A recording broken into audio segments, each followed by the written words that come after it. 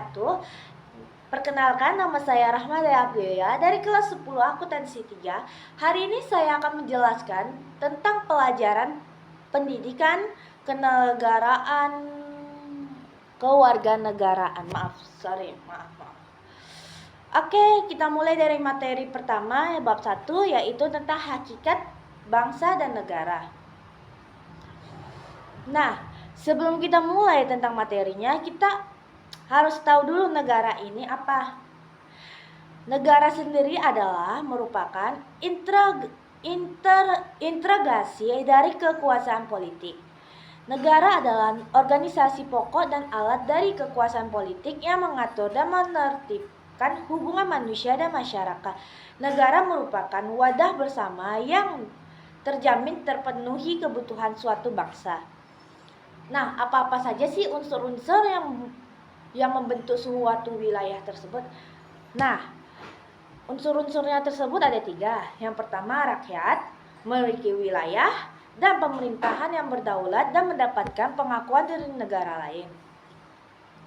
Teori kebangsaan itu ada 5, yaitu teori menurut Hans Kohn, habis itu teori menurut Ernest, teori menurut geopolitik Eroix, teori kebangsaan, dan yang kelima, teori kebangsaan menurut Islam. Saya akan menjelaskan tentang teori kebangsaan. Yang pertama, teori kebangsaan menurut Hans Kohn. Hans Kohn menyatakan bahwa bangsa adalah buah hasil karya atau gaya hidup manusia. Menurutnya, sebuah bangsa memiliki faktor objektif tertentu yang membuatnya berbeda dengan bangsa lain. Nah, yang kedua, teori kebangsaan menurut Ernest Renan. Filsuf sekaligus sejarawan asal Prancis tersebut, Ernest Renan, menyatakan bangsa sebagai sebuah kehendak untuk bersatu dan bernegara. Menurut Ernest Renan, bangsa terjadi karena adanya keinginan untuk hidup bersama dengan perasaan setia kawan yang agung. Ia menyebutnya sebagai le désir d'être ensemble. Kurang lebih mungkin seperti itu bacaannya. Atau yang bisa kita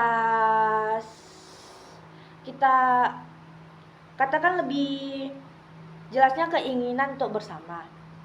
Dalam bahasa Indonesianya aja, biar lebih mudah kan. Keinginan untuk bersatu dari kelompok masyarakat tersebut didorong oleh adanya persamaan sejarah dan cita-cita untuk meningkatkan rakyat menjadi sebuah bangsa. Nah, yang ketiga, teori menurut geopolitik Friedrich. Ini Friedrich. Jadi maaf salah. Geopolitik menurut Friedrich Ratzel atau yang dikenal sebagai teori ruang yang menciptakan 2 aliran doktrin geopolitik yang berfokus pada daratan kontinental dan yang fokus pada kekuatan di laut maritim. Ratzel menemukan beberapa pokok teori antara lain. Yang pertama, pertumbuhan negara mirip dengan pertumbuhan makhluk hidup. Yang kedua, kekuatan suatu negara harus mampu memadai pertumbuhannya dengan memiliki luas ruang dan potensi geografi yang mencukup. Yang ketiga, kelangsungan hidup suatu bangsa terkait dengan hukum alam. Yang keempat, dan jika ruang hidup negara tidak mencukupi dapat diatasi dengan memperluas batas negara baik secara dalam maupun melalui kekerasan. Bukan dalam tapi damai. Yang keempat, teori menurut kebangsaan. Kebangsaan menurut para ahli adalah sebagian rasa kebatinan kita manusia yang hidup dalam jiwa kita tidak dengan sengaja. Asal mulanya kebangsaan itu timbul dari rasa diri yang terbawa dari keadaan peri kehidupan kita lalu menjalar jadi rasa keluarga. Rasa ini terus jadi rasa hidup bersama atau rasa sosial.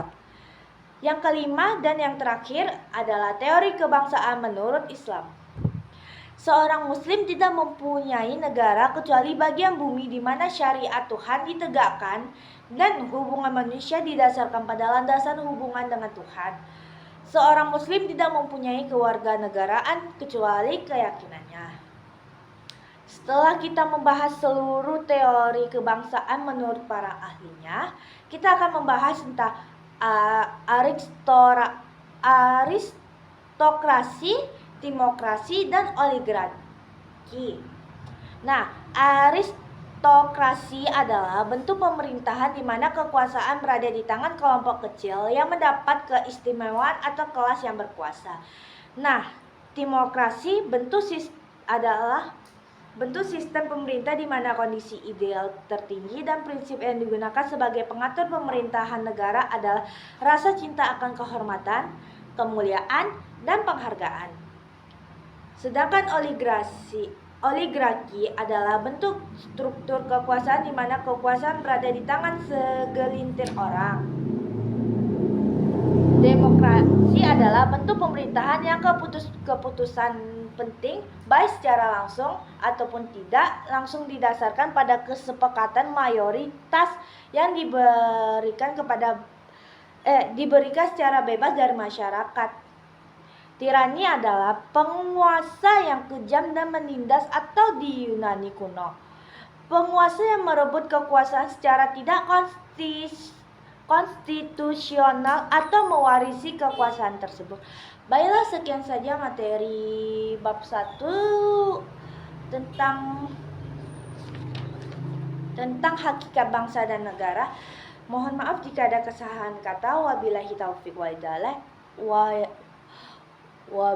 taufiq wal hidayah.